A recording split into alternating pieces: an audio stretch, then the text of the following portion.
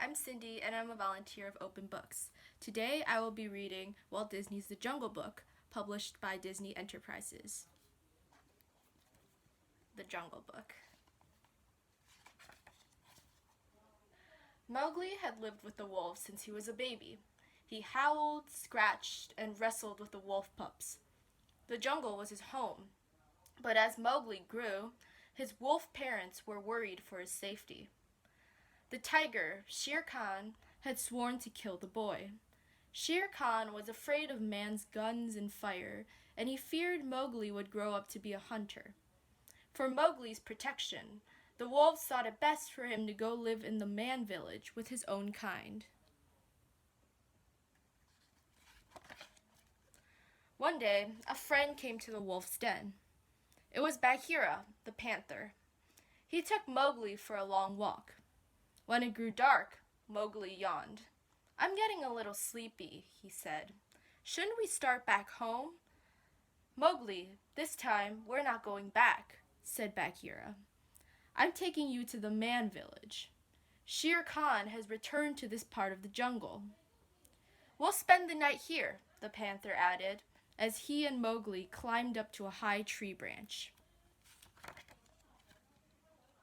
As Bagheera drifted off to sleep, a snake named Kaa slithered through the leaves. "Go away," Mowgli told the python, but Kaa was hungry. He looked deeply into Mowgli's eyes, hypnotizing him. Then he started to wrap his body around the boy. Just then, Bagheera opened his eyes. "Kaa!" cried Bagheera, swiping at the snake with his paw. Startled, Mowgli snapped out of the trance. Then the boy shoved the snake out of the tree. Mowgli laughed as Kaa slithered away, his tail tied into a knot.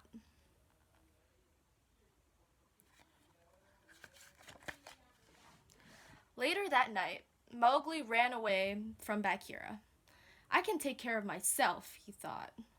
Luckily, Mowgli was not alone in the dangerous jungle for long. He met a friendly bear named Baloo. "Hey, kid, you need help," said the bear, "and old Baloo's gonna learn you to fight like a bear." And so he did. Soon Mowgli and Baloo were laughing and playing like old friends. They ate bananas, scratched their backs on trees, and floated down the river, humming happy tunes.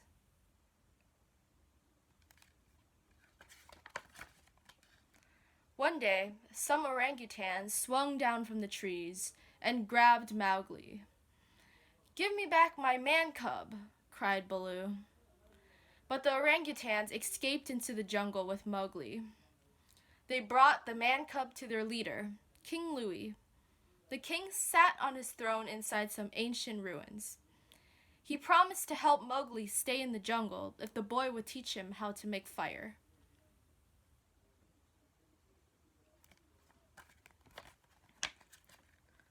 Soon the orangutans started dancing, and a party began. Then a mysterious new orangutan joined the group. But as King Louie danced with the newcomer, her costume fell to the ground. It was really Baloo. He grabbed Mowgli and raced out of the temple. The next morning, Baloo sadly explained to Mowgli that he could not keep the boy safe from Shere Khan. Mowgli belonged in the man village.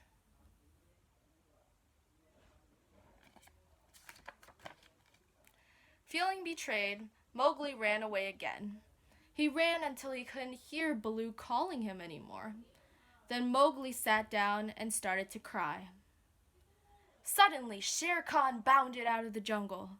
He was after Mowgli, but Baloo had caught up just in time. He grabbed the tiger by his tail. Around and around they ran. Finally, Shere Khan broke loose. He was furious.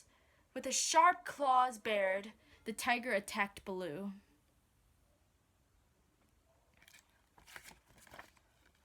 Thunder roared and lightning flashed. All of a sudden, a bolt of lightning struck a dead tree. With a loud hiss, the tree burst into flames. Mowgli saw his chance. He grabbed a burning branch and tied it to Shere Khan's tail. And with one last terrified roar, the mighty tiger ran away into the jungle.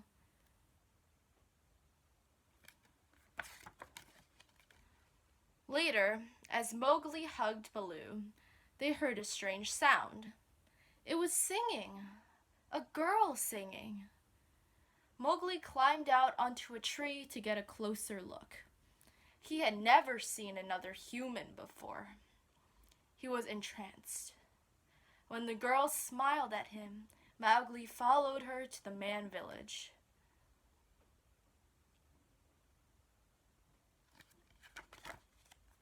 As Mowgli looked back to say goodbye, he knew Baloo and Bagheera were right. This was the way it should be. But the jungle and his jungle friends will always remain in his heart. The end. Thank you. Stay safe.